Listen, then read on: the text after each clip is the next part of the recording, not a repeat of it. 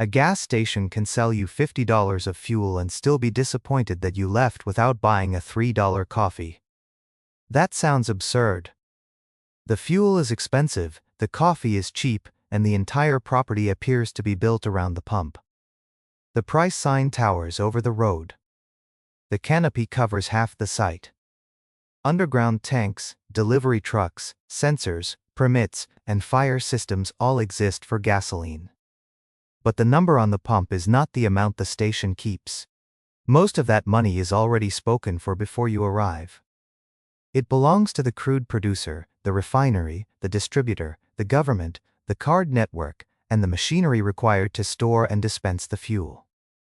The station gets what remains. And what remains can be less attractive than the margin on the drink you never bought. That is the contradiction at the center of the modern gas station. Fuel is usually the biggest source of revenue. It can also generate real profit. But its most valuable job may be something else entirely. Fuel gets the car to stop. The business succeeds only if that stop becomes something more. To see why, start with the figure every driver notices, the selling price. At a U.S. convenience store, fuel can account for almost 2/3 of every sales dollar. In 2025, it represented 65% of industry revenue. Look only at that number and the conclusion seems obvious. The station is an oil business with a small shop attached. Now look at gross profit. Fuel produced only 38.8% of industry gross profit dollars. The smaller store produced the majority. This does not mean retailers lose money on every gallon. They do not. It means revenue and economic value are telling two very different stories. A gallon of fuel passes through a long chain before it reaches the customer. Crude oil must be purchased. It must be refined. The finished product must be transported, stored, monitored, and sold under strict safety and environmental rules. Taxes are embedded in the price. Then the customer usually pays by card, adding a fee linked to the size of the transaction. The retailer stands at the end of that chain. And unlike most retailers, it advertises its price on a giant sign visible to every competitor. A restaurant can quietly add 50 cents to a side dish. A gas station may lose traffic over 3 cents per gallon. On a 15-gallon fill-up, that difference is 45 cents. Rationally, it is tiny. Visually, it is enormous, because drivers compare the signs before they compare the stores. The fuel price therefore does two jobs at once. It determines the margin on the gallon, and it advertises whether the customer should enter the property at all. That makes fuel brutally competitive. A station may have a better bathroom, better coffee, and better food. But if the sign across the street is lower, many drivers never discover any of it. Even the apparent margin on a gallon can be misleading. Industry estimates have shown how a gross fuel margin in the mid-30-cent range can shrink dramatically after distribution, card fees, labor, utilities, equipment, maintenance, and other operating expenses. The final result varies by operator, market, and week. In some periods, fuel margins can be excellent.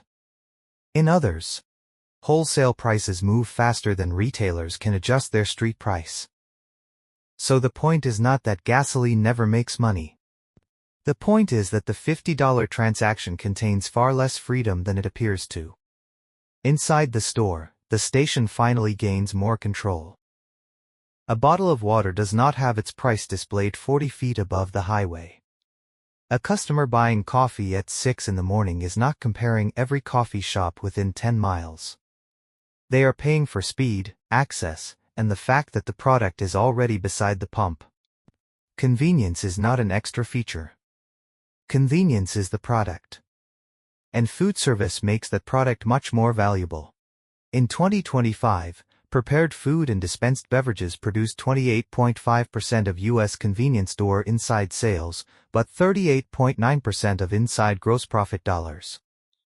Coffee, fountain drinks, sandwiches, pizza, bakery items, and hot food can carry better product margins, because the retailer controls more of the offer. It can choose the recipe, portion, packaging, placement, and price. Private label products create the same advantage. The store is no longer only reselling somebody else's brand. It is building a small brand of its own. This is where the gas station begins to look less like an oil retailer and more like a restaurant using fuel as customer acquisition. Casey's General Stores makes the economics unusually visible. In fiscal 2026, Casey's reported about $10.6 billion in fuel revenue. Prepared food, beverages, grocery, and general merchandise generated about $6.3 billion. Fuel clearly won on sales, but after subtracting the direct cost of the products, fuel left about $1.5 billion. The two main inside categories left about $2.7 billion. At the product level, the smaller revenue stream left roughly 80% more money after product cost. That is not net profit. The store still has to pay employees, electricity, rent, depreciation, insurance, waste, and corporate expenses. But the comparison reveals where the business has more economic room to work. Prepared food creates even more room. Casey's reported that prepared food and dispensed beverages averaged about a 58% product margin over the 3 fiscal years ending in 2026. The company installs full kitchens in almost all of its stores. Its flagship product is pizza. That is not a decorative food counter attached to a gasoline business. It is a food business being supplied with customers by a gasoline business. The car wash follows the same logic. The site has already paid for a visible roadside location. The customer has already arrived with a vehicle. A wash adds another transaction without requiring the station to find a completely different audience. It can sell a basic wash, an upgraded wash, or a monthly membership. It does not need shelves of packaged inventory, and one additional wash may require relatively little incremental labor. But it is not effortless money. Equipment failures stop sales. Chemicals, water, electricity, repairs, weather, and debt still matter. The attraction is not magic margin. It is the ability to earn more from the same visit, the same car, and the same piece of land. Now the station's real architecture becomes clear. The pump acquires traffic. The store converts traffic into higher margin purchases. The car wash increases the value of the customer already on the property. Loyalty programs tie the pieces together. A store purchase can earn a fuel discount, a cheaper gallon can bring the customer back for coffee. A wash membership can create repeat visits. Pizza can turn a fuel stop into a dinner purchase. The best operators are not managing 3 unrelated businesses. They are building a loop. But the loop has one dangerous break point. The driver can leave. Current NACS survey data says 62% of gas customers go inside the store.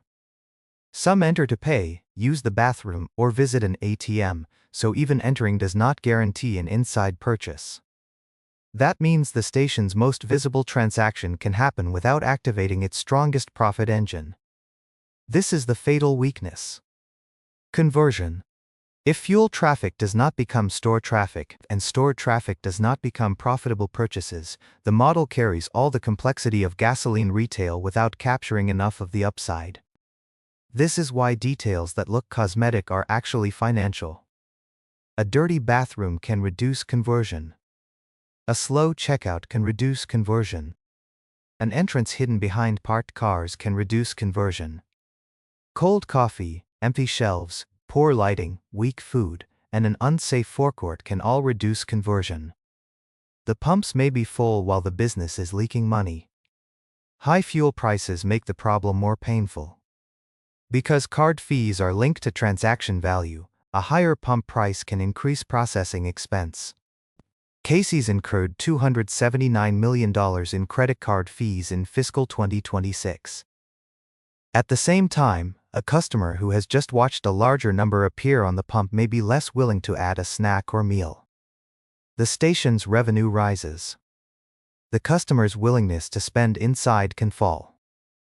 Fuel volatility also means the retailer does not fully control the product that brings the traffic. A spike in wholesale prices, a supply disruption, or aggressive pricing by a nearby warehouse club can change customer behavior before the store has time to respond. Electric vehicles expose the same dependency from another direction. Most EV owners do the majority of their charging at home. Public charging still matters, especially for long trips and drivers without reliable home charging. And longer charging time can create an excellent opportunity to sell food and services. But gasoline once forced the driver to visit a fuel retailer. Home charging can remove that compulsory stop. The station must then prove that its location is worth visiting even when the vehicle does not urgently need gasoline. That separates a durable station from a fragile one. The fragile operator treats the store as an accessory. It competes almost entirely on the roadside price, sells the same packaged products as everyone else, neglects food quality, and assumes pump traffic will automatically become profit. It may report enormous revenue, but much of that money simply passes through. The durable operator treats fuel as customer acquisition. It measures how many pump customers enter, how many buy, what they buy, how often they return, and whether those purchases remain profitable after labor and waste. It builds a reason to stop that is stronger than an empty tank. That reason might be clean bathrooms. It might be reliable coffee. It might be pizza people actively choose, rather than tolerate. It might be a fast car wash, a useful loyalty program, or simply a store that feels safer and easier than the station across the street. The fuel still matters. In favorable markets, it can produce substantial profit.